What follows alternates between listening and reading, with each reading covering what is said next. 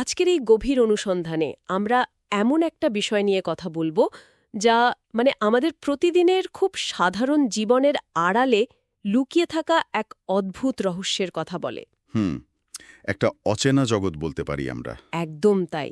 আমাদের আজকের এই আলোচনার মূল সূত্র বা সোর্স ম্যাটেরিয়াল হল দারুণ ইন্টারেস্টিং একটা কবিতা। নামটা হচ্ছে কোথাও একটা কিছু আছে। খুব সুন্দর আর ভাবায় এমন একটা শিরোনাম। ভীষণ ভাবায়।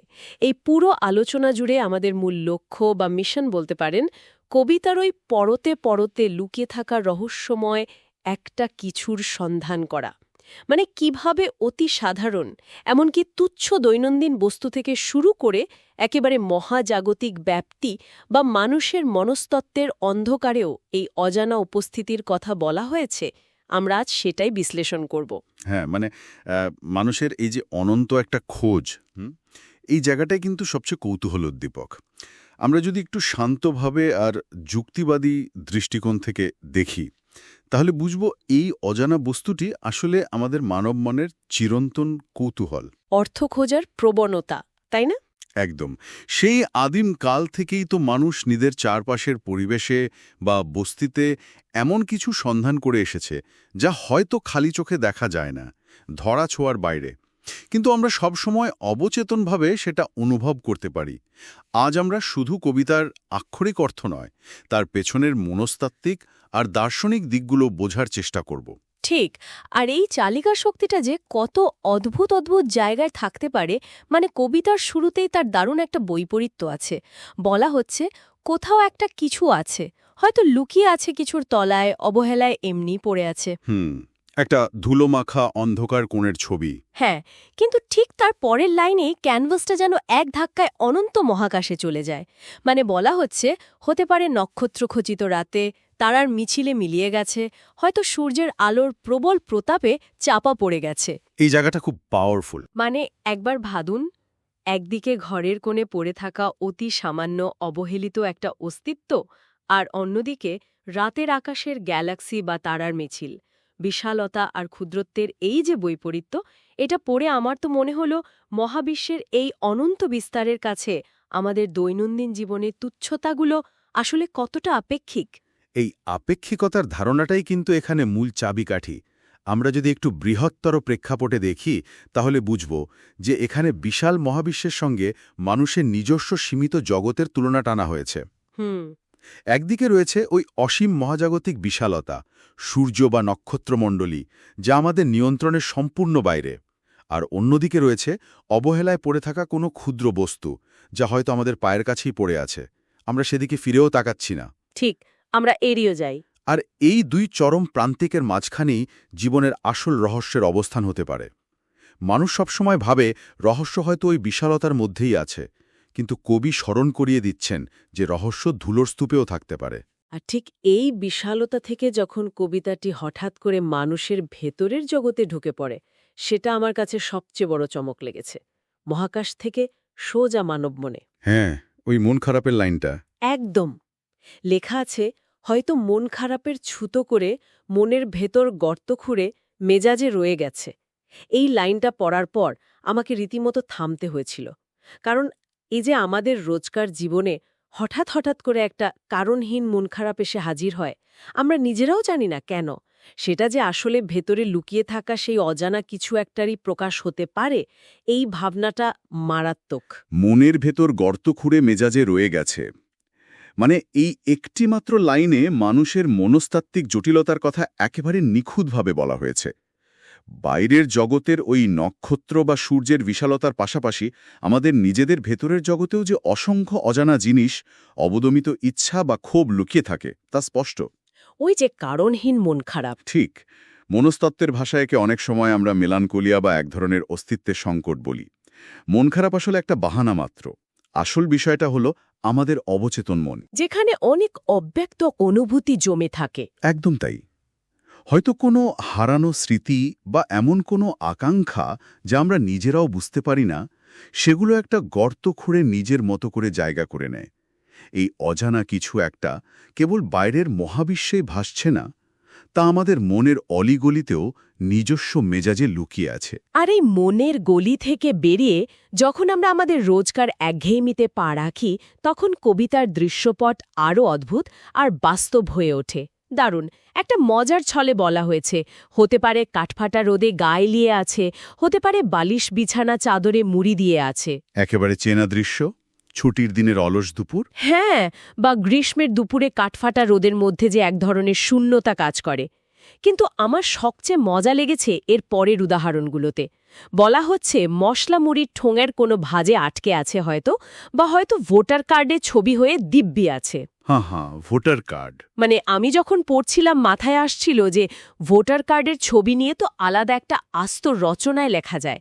ছবি দেখে মানুষ চেনা তো একটা বড় রহস্য। সেটা ঠিক। কিন্তু জোকস অ্যাপার্ট, মশলামুড়ির ঠোঙা বা ভোটার কার্ডের মতো এমন চূড়ান্ত সাধারণ ফেলে দেয়া জিনিসের মধ্যেও সেই অজানা রহস্য থাকতে পারে।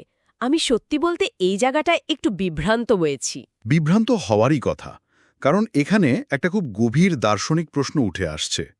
আমরা সাধারণত ভাবি যে জীবনের কোনো অর্থ বা আধ্যাত্মিক রহস্য খোঁজার জন্য আমাদের সবসময় দূরে কোথাও যেতে হবে, পাহাড়ে বা জঙ্গলে এরকম কিছু। হ্যাঁ, কিন্তু এই সাধারণ বস্তুগুলোর পেছনের অর্থ বিশ্লেষণ করলে দেখা যায় বিষয়টা তা নয়। একটা মশলা মুড়ির ঠোঙা যা হয়তো রাস্তায় উড়ে বেড়াচ্ছে, তা আসলে আমাদের ফেলে দেওয়া মুহূর্তগুলোর প্রতীক। ফেলে দেয়া মুহূর্ত? একদম। ওই ঠোঙার ভাঁজে লেগে থাকা মশলার মতো আমাদের জীবনের অনেক ছোট ছোট স্মৃতি কোথাও না কোথাও আটকে থাকে। চিরন্তন রহস্য আমাদের আশেপাশের ওই অবহেলিত বা ডাস্টবিনে ফেলে দেওয়া জিনিসগুলোর মধ্যেও আছে। আর ওই ভোটার কার্ডের ব্যাপারটা? একটা সরকারি কার্ডের মধ্যে রহস্য কিভাবে থাকতে পারে? ভোটার কার্ডের স্থির ছবি হয়ে বেঁচে থাকার রূপকটি কিন্তু আধুনিক জীবনের একটা খুব তাৎপর্যপূর্ণ দিক। আজকের দিনে মানুষের পরিচয়, তার অস্তিত্ব সবকিছুই ওই ছোট্ট প্লাস্টিকের কার্ডের মধ্যে আবদ্ধ। হ্যাঁ, আমাদের নাগরিক সত্তা।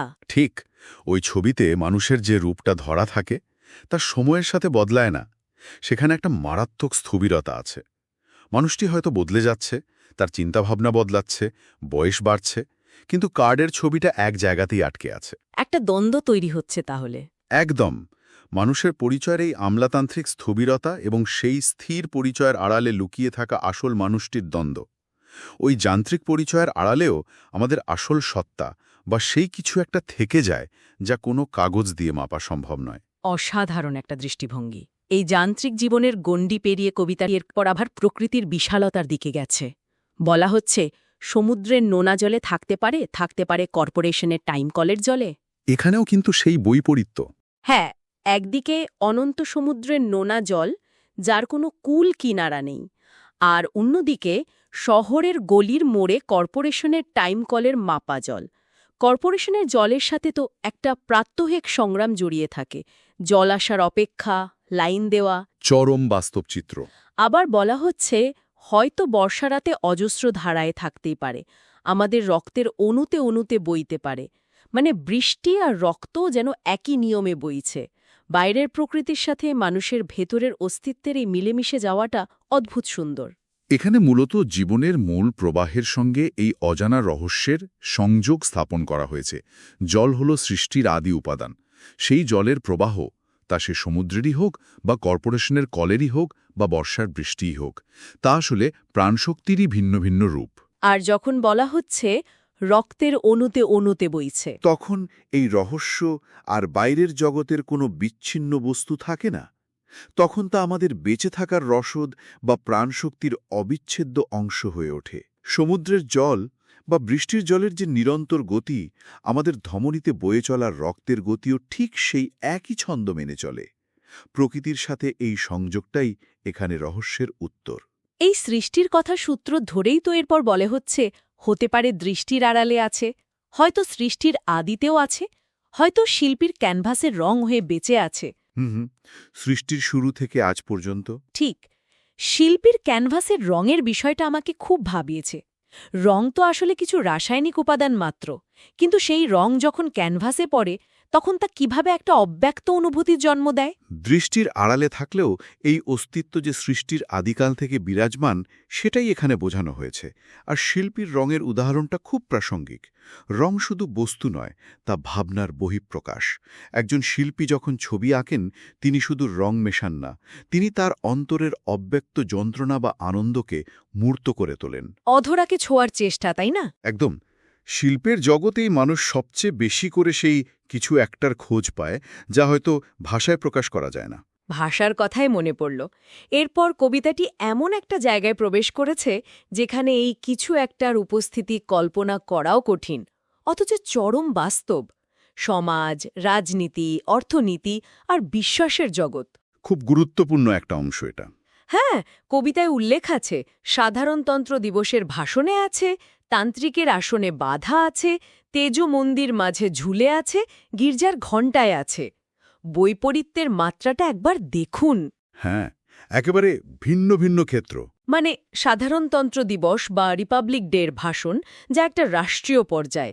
তারপরই তান্ত্রিকের আসন, যা জাদু আর আধ্যাত্মিকতায় মোড়া। তারপর শেয়ার বাজার বা অর্থনীতির সেই তেজমন্দি, মানে বুল অ্যান্ড বেয়ার মার্কেট। আর সবশেষে গির্জার ঘণ্টার শান্ত ধ্বনি। একজন নেতার ভাষণের সাথে শেয়ার বাজার বা গির্জার ঘণ্টার কি মিল থাকতে পারে?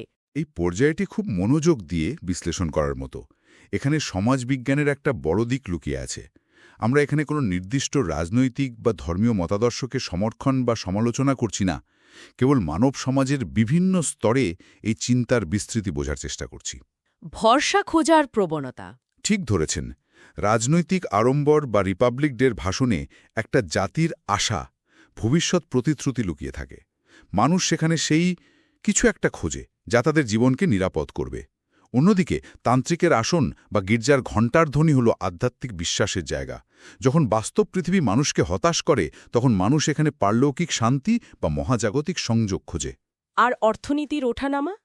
ওই যে বলা হলো তেজি মন্দিরের মাঝে ঝুলে আছে। প্রতিদিন সকালে উঠে সেন্সেক্স বা নিফটির দিকে তাকিয়ে থাকা বা ব্যাংকের ব্যালেন্স দেখা, এর মধ্যে এই রহস্য কিভাবে থাকতে পারে? অর্থনৈতিক অনিশ্চয়তা বা শেয়ার বাজারের এই ওঠানাওয়ার মাঝে আসলে মানুষের ভবিষ্যৎ নিরাপত্তা এবং টিকে থাকার সংগ্রাম ঝুলে থাকে। অর্থনীতি তো কোনো বিমূর্ত ধারণা নয়, এটি মানুষের রুটিরুজির সরাসরি নিয়ন্ত্রক। হ্যাঁ, একদম রূঢ় বাস্তব। সেখানেও লাভ ক্ষতির হিসেবের বাইরে এক অজানা আশার খোঁজ চলতে থাকে যে আগামীকাল হয়তো সব ঠিক হয়ে যাবে। অর্থাৎ রাষ্ট্র ব্যবস্থা, ধর্ম এবং বাস্তব জীবনের অর্থনীতি, মানব সমাজের এই তিনটি মূল স্তম্ভে মানুষ নিজের মতো করে সেই অজানা সুরক্ষা সন্ধান করে চলেছে। কি অদ্ভুতভাবে গোটা সমাজ ব্যবস্থাকে কয়েকটা লাইনে বেঁধে ফেলা হয়েছে। কিন্তু এই চরম বাস্তব থেকে বেরিয়ে কবিতার শেষের দিকটা আবার একটা ফ্যান্টাসি জগতে প্রবেশ করেছে, প্রাণীজ এবং বিমূর্ত কিছু রূপক। সিংহ আর গন্ডারের প্রসঙ্গ। হ্যাঁ, বলা হচ্ছে চিলের ডানায় ভর করে থাকতে পারে, ভবিষ্যতের ভাবনায় ভুলে থাকতে পারে। আবার হঠাৎ বলা হলো সিংহের কেশরে লুকিয়ে থাকতেও পারে, আবার গন্ডারের চামড়ায় বাসা বাঁধতেও পারে। এই সিংহ বা গন্ডার কি রূপক হিসেবে ব্যবহার হয়েছে? এখানে প্রাণীজ রূপকগুলো সুনির্দিষ্ট কিছু বৈশিষ্ট্যের প্রতীক। গন্ডারের চামড়া অত্যন্ত পুরু এবং শক্ত, যা ভেদ করা প্রায় অসম্ভব।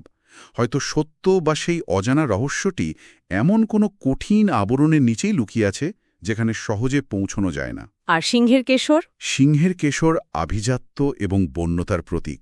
এই মানবসৃষ্ট সমাজের বাইরে প্রকৃতির যে নিজস্ব একটা দুর্ভেদ্য বন্যতা আছে, তার মাঝেও সেই কিছু একটা লুকিয়ে থাকতে পারে যা আমাদের তথাকথিত সভ্যতার ধরাছোঁয়ার সম্পূর্ণ বাইরে। আর ওই যে ছেলের ডানায় ভর করা বা বিদেশে পালিয়ে যাওয়ার কথা বলা হলো, আধুনিক জীবনে তো মানুষ একটু হাঁপিয়ে উঠলেই সোশ্যাল মিডিয়ায় ট্রাভেল ব্লগ দেখে আর ভাবে সব ছেলে অচেনা কোথাও পালিয়ে যাবে। এটাও কি সেই রহস্যের অংশ? বিদেশে পালানো বা দূর আকাশে ওড়া ছিলের ডানায় ভর করা আসলে মানুষের চিরন্তন পলায়নবৃত্তি আর অজানার উদ্দেশ্যে যাত্রার রূপক। মানুষ যখন বর্তমান জীবনের একঘেয়েমি বা কষ্ট থেকে মুক্তি চায়, সে সম্পূর্ণ মুক্ত হতে চায়, নতুন পরিবেশে নিজেকে খোঁজার চেষ্টা করে। আর ভবিষ্যতের ভাবনা? ভবিষ্যৎ আর স্বপ্ন হলো সেই অদেখা অস্তিত্ব যা বাস্তবে এখনও ঘটেনি। স্বপ্ন হলো আমাদের অবচেতনের ভাষা, যেখানে আমাদের না পাওয়া আকাঙ্ক্ষাগুলো সেই কিছু একটা রূপ ধরে বারবার ফিরে আসে। আর ঠিক এই কারণেই বোধহয় কবিতার শেষে এসে সেই অমোঘ উপসংহার টানা হয়েছে। তাই বারবার মনে হয় কোথাও একটা কিছু আছে।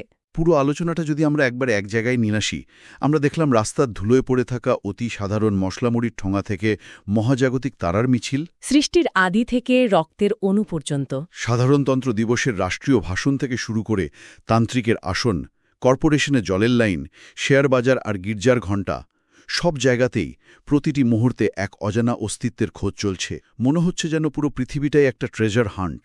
এই খোঁজটাই মানব অস্তিত্বের সবচেয়ে বড় সত্য। মানুষ কেবল আহার, নিদ্রা আর টিকে থাকার রুটিনে সন্তুষ্ট থাকতে পারে না, তার মনে সবসময় একটা অতৃপ্তি কাজ করে, একটা আরও কিছু পাওয়ার সন্ধান চলতে থাকে। মানুষের এই অনন্ত অনুসন্ধিৎসাই তো তাকে অন্যান্য প্রাণীদের থেকে আলাদা করেছে। এই দীর্ঘ আলোচনার শেষে সত্যি একটা অদ্ভুত ঘোরের মধ্যে থাকতে হচ্ছে। আমরা দেখলাম এই রহস্যময় কিছু একটা কত ভিন্ন ভিন্ন জায়গায় একই সাথে অবস্থান করতে পারে।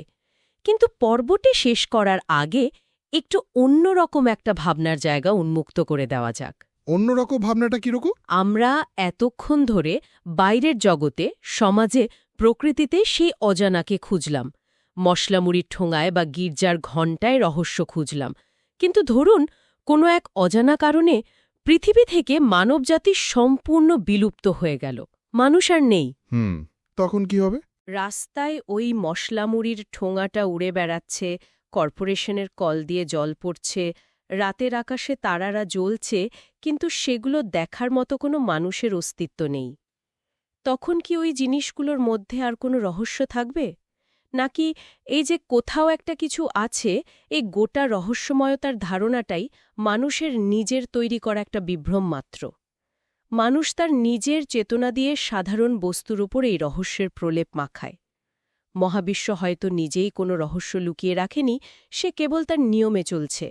আমরা মানুষেরাই কেবল নিজেদের জীবনের শূন্যতা ঢাকার জন্য আকাশের তারার মধ্যে সেই অস্তিত্বহীন কিছু একটাকে হন্যে হয়ে খুঁজে বেড়াই। মহাবিশ্ব কি আসলেই রহস্যময়, নাকি মানুষের চেতনাই হল এই মহাবিশ্বের একমাত্র সত্যিকারের রহস্য? এই প্রশ্নটি আজকের মতো ভাবনার খোরাক হিসেবে রেখে গেলাম। এই অনন্ত খোঁজ চলতে থাকুক আমাদের নিজেদের ভেতরে এবং বাইরের পৃথিবীতে।